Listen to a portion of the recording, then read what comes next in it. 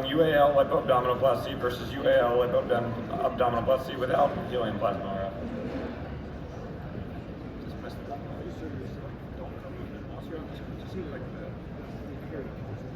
Where's my talk?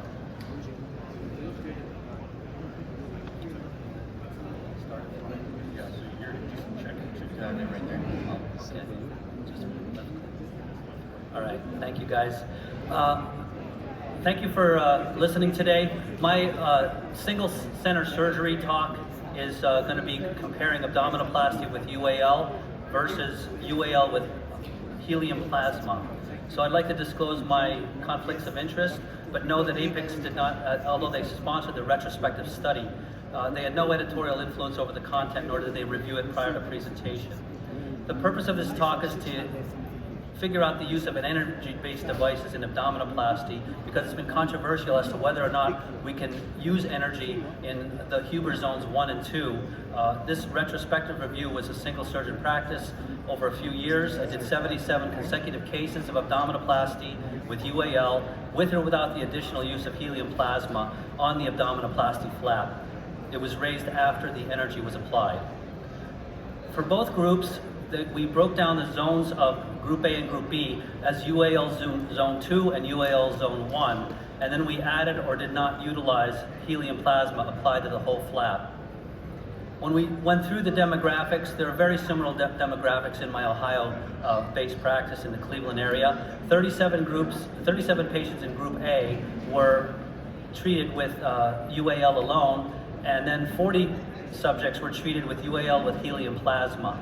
The overall demographics were similar. We broke them down, including Fitzpatrick's skin types, and found that there were no significance between the groups.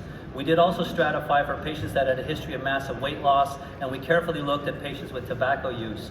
If you do take a dive on this subject matter, there are a few patients that after screening did actually use tobacco use, which we verified with cotinine measurements, but they were not part of the problems with adverse events. And here's a patient that we treated, and you'll see pictures of later, with UAL settings in both groups. We did stratify the UAL group 2 patients with no suction.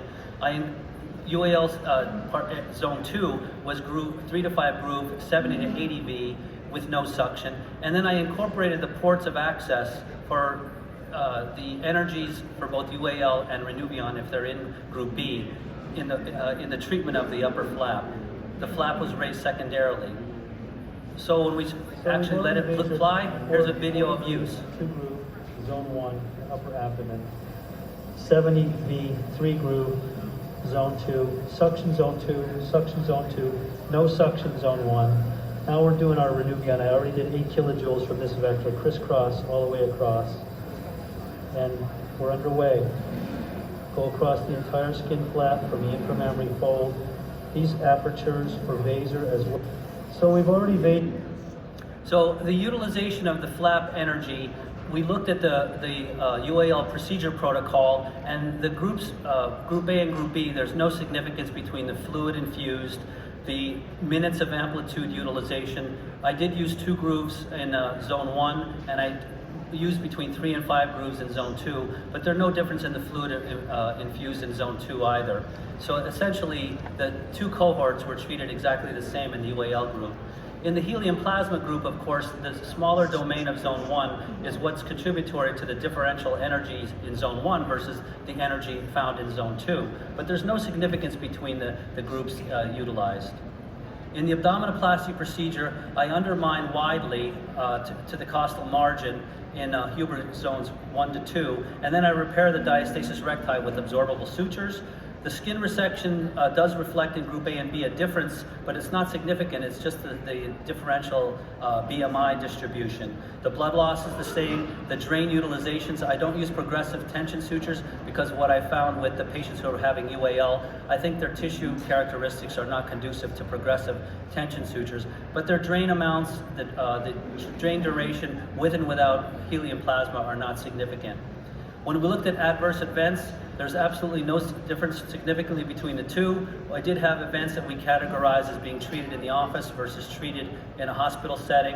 And when we looked at the tissue necrosis, I did have a group B UAL helium plasma event, but I'll show you what that looks like in a few minutes. We looked at major and minor complications or adverse events, and the seroma risk, the tissue necrosis, the wound dehiscence, all were not significant between the two groups and were clearly within the confines of previously published literature. This is my worst complication in Group B, which is UAL helium plasma. As you can see, this picture is at 29 days post-op. This reflected a small area of either fat necrosis or cyst, which I offered as a wound revision. This is the patient at 1 year with no tissue revision. If you look carefully at the right inguinal region, there's a small defect that's residual after the helium plasma UAL patient was treated with a BMI of 36. This 1 year follow-up in the 60-year-old patient was very reflective of the kind of dimensional change seen with UAL combined with helium plasma, even with patients with extremely poor skin tone. This is a patient UAL only. They had a persistent fluid emanation from their incisional site. I treated this conservatively. This is 37 days post-op, and this is the patient that's 1 year follow-up from the original surgery, but 4 months after a scar revision, which I offered to perform in the office. The patient's BMI is 27, the age is 60, and the patient is very highly satisfied with the dimensional change of her overall girth.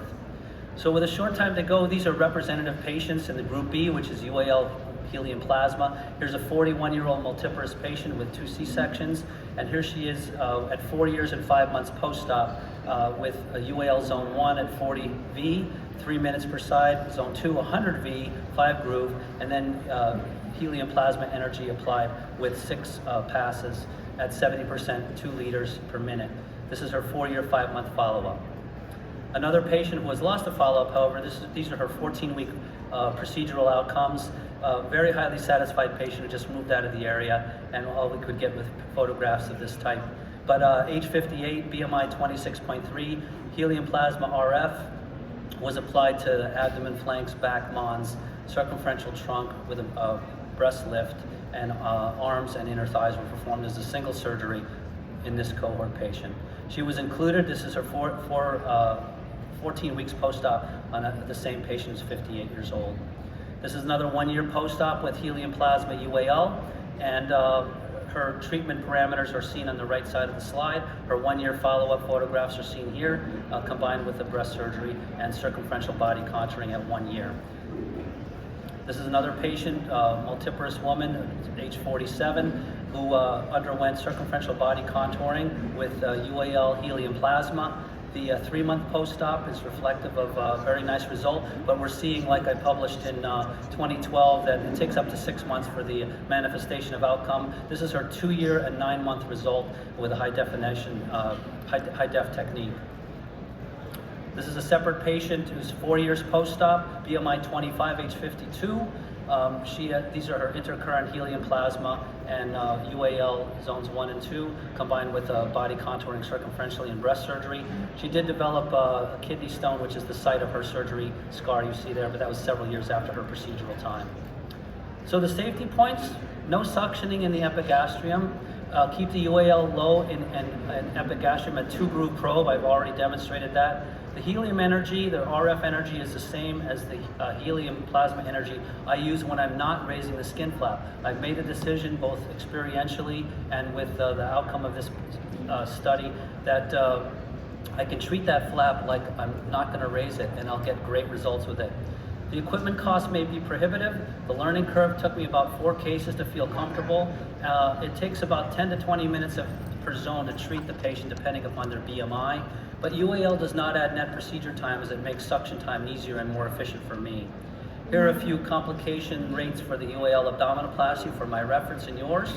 And my conclusions are the adverse event rates were similar between the 2 groups, no statistical differences between the groups. The rates in both study arms were in keeping with other previously published series. I know this calls for a larger scale randomized study required to confirm these findings. Thank you very much.